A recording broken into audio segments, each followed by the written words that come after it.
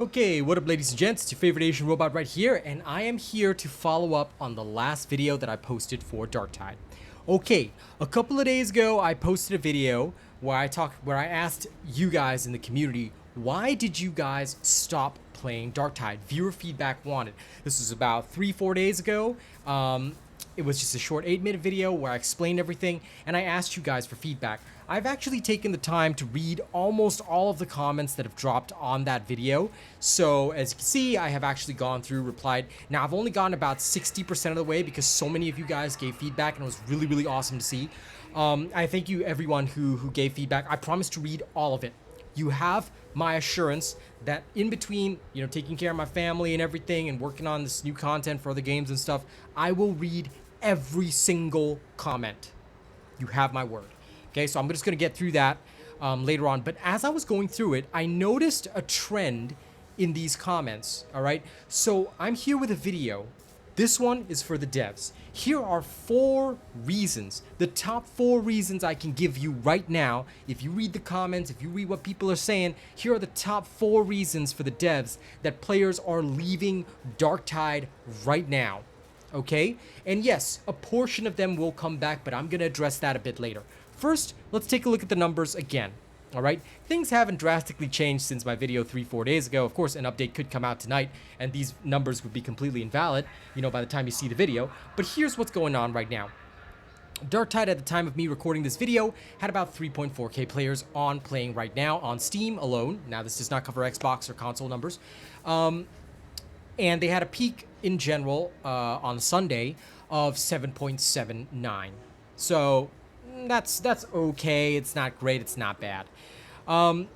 In contrast, Vermintide 2, which is currently having its playtest for their Versus mode, has between 2 to 4k players.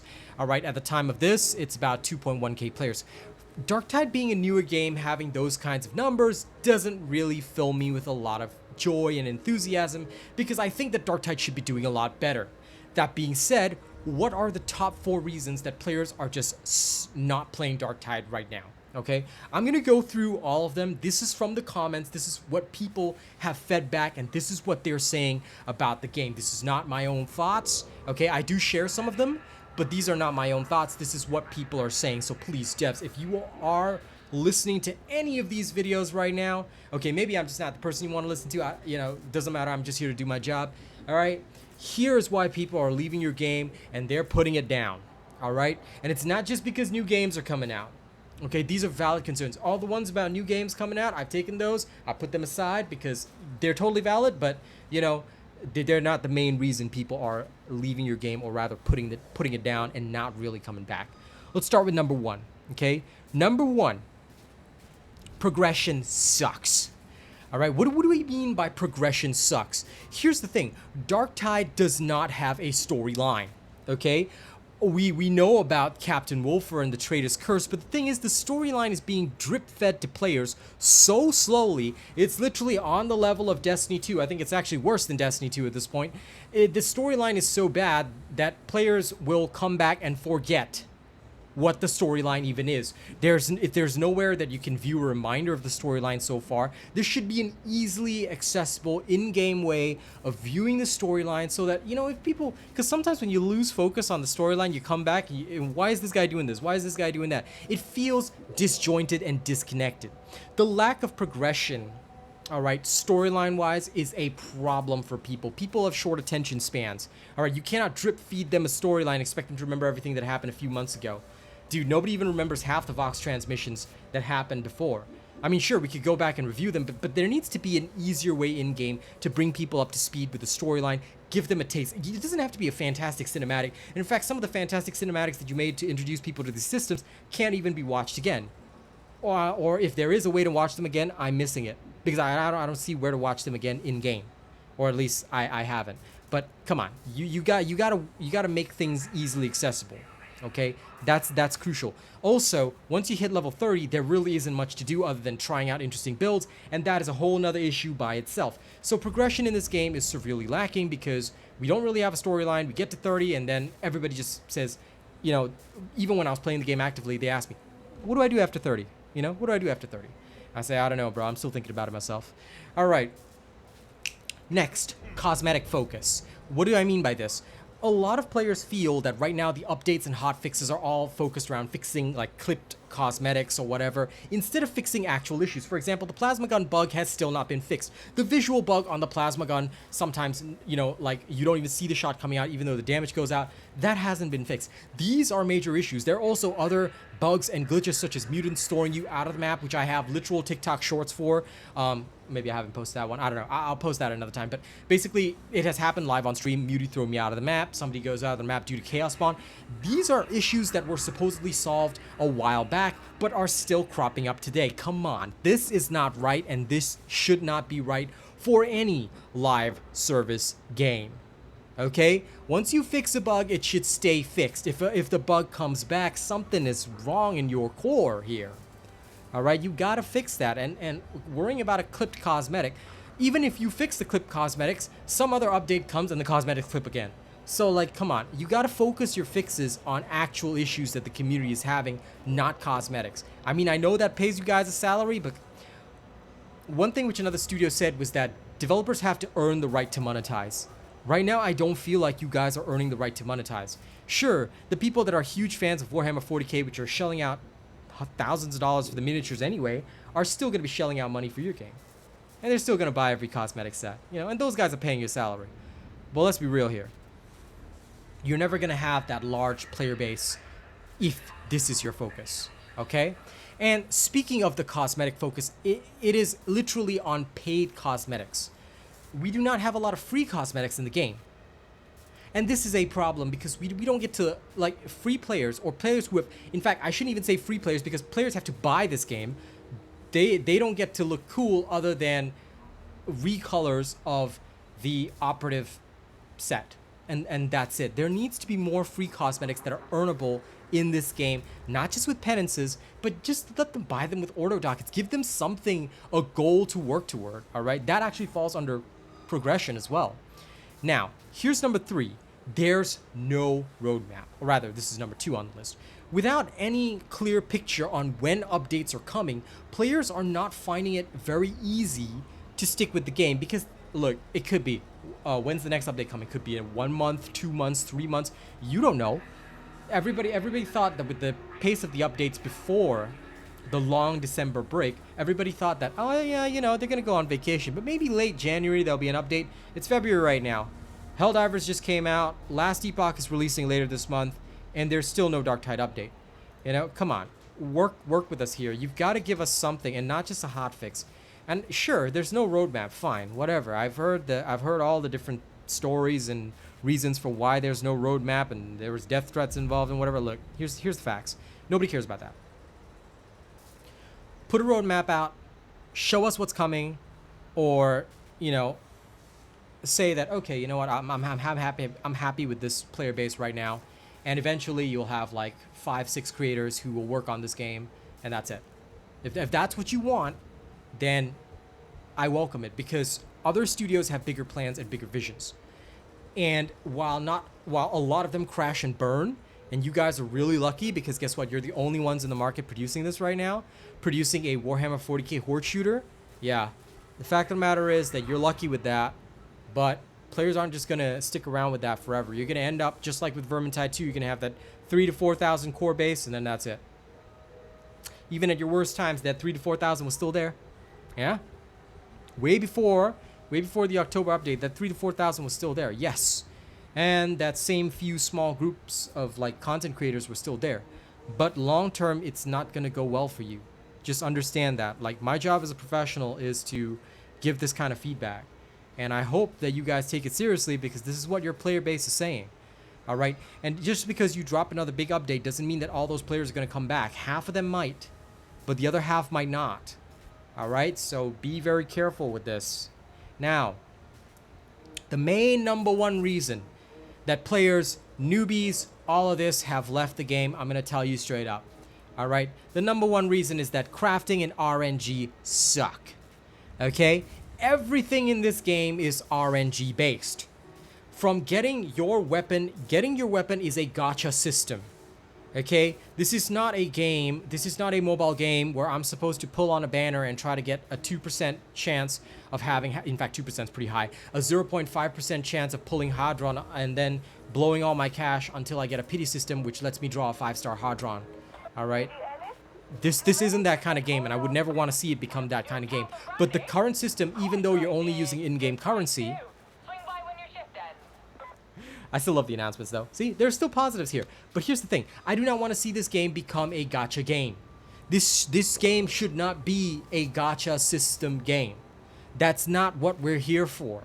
And that is the big problem. This is why crafting and RNG suck. Even the mission board is RNG based. We don't get to select things. It's just whatever's on the board at the time. And RNG sucks. If everything in your game is RNG, then we're literally going into, we're not playing a game, we're going into a casino and literally just watching the dice roll and say, okay, so today it's this. Okay, yeah, sure, let's go with that.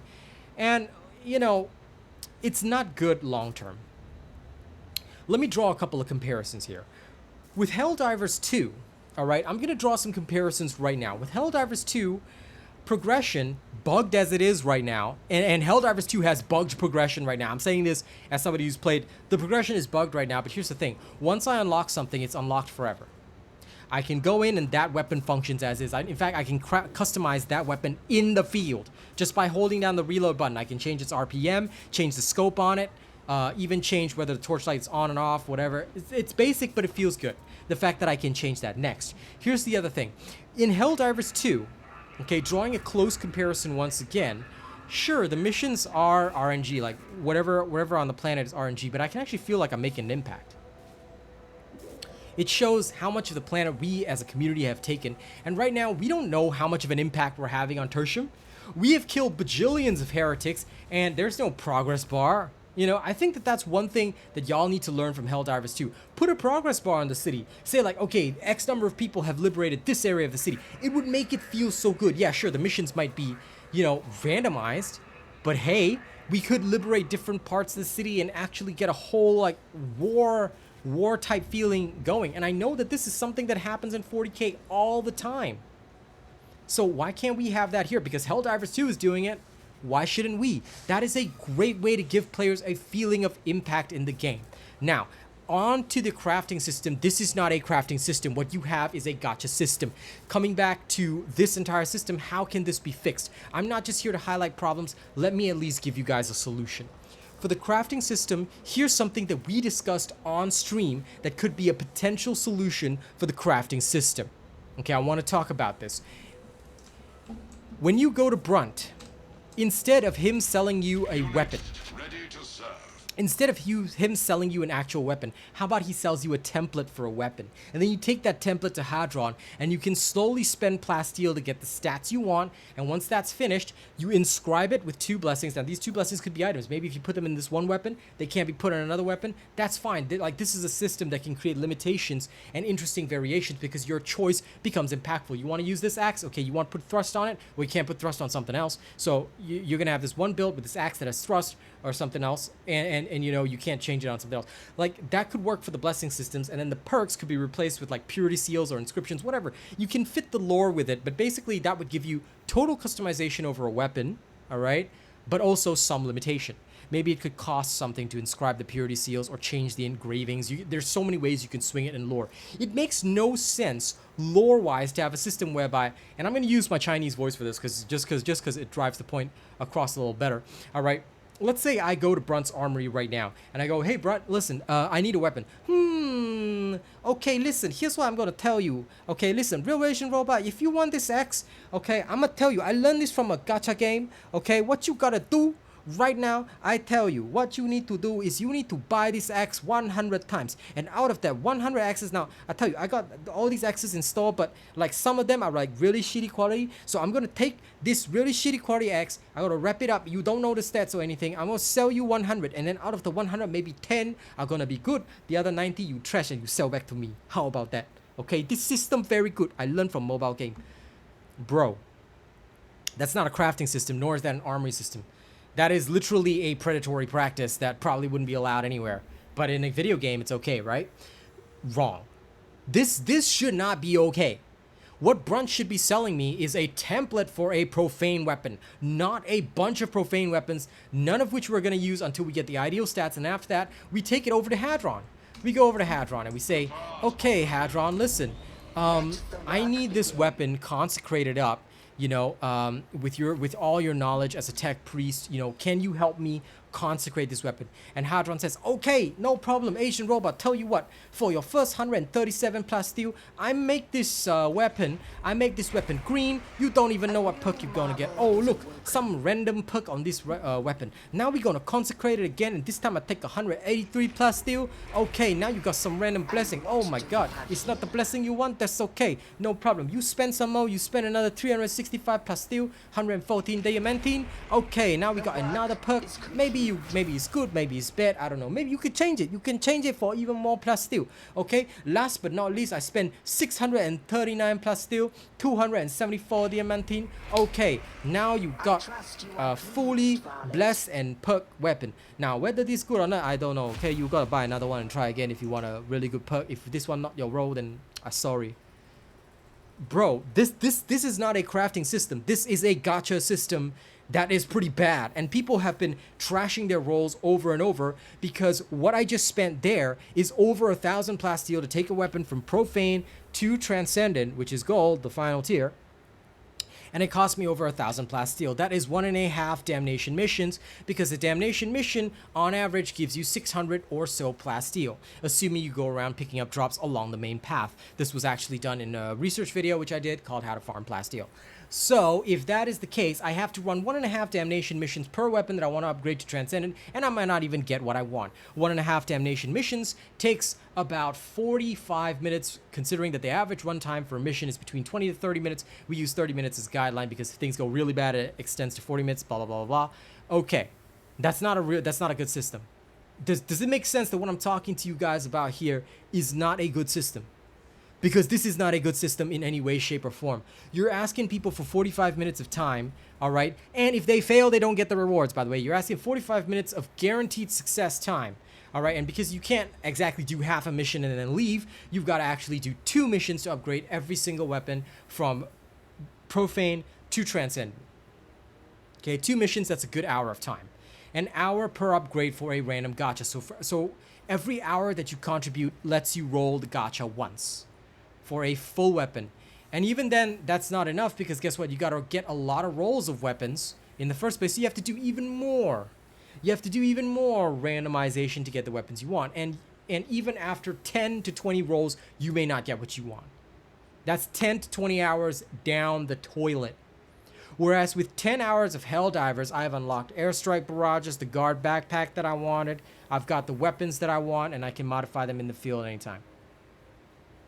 Do you see how this is a very different system, because this is bad? Diablo 4 lost people. What are these people in the morning star talking about? Anyway, Diablo 4 lost people over loot. This is the exact same thing that is happening here. Please, your crafting system is the #1 gripe. And I'm talking about damnation farming. People who cannot farm damnation at heresy are getting like 400 plasteel a mission. And the missions aren't exactly that much shorter at heresy level. So you're asking people to play 3 or 4 heresy missions to upgrade their weapon once.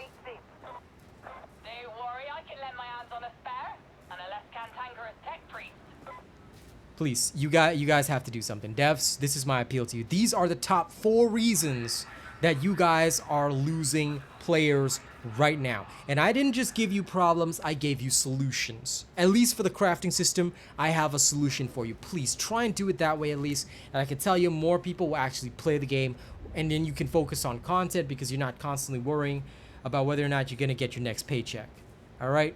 Fact of the matter is, this is not sustainable.